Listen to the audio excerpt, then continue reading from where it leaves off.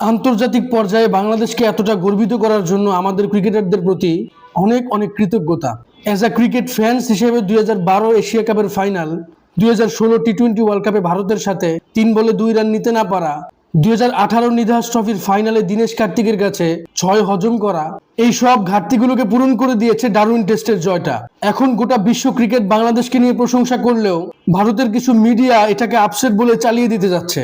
তারা হয়তো জানে না আপসেটটা একদিনের ক্রিকেটে কিংবা হোয়াইট বল ক্রিকেটে হয়ে থাকে।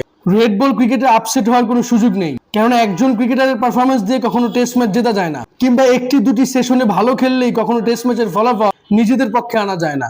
একটা দল লম্বা সময় ধরে ভালো খেলার মাধ্যমেই টেস্ট ক্রিকেটে ফলাফল নিজেদের পক্ষে আসে। আর বাংলাদেশ অস্ট্রেলিয়ার সাথে অস্ট্রেলিয়ার মাটিতে ঠিক সেই কাজটাই করেছে।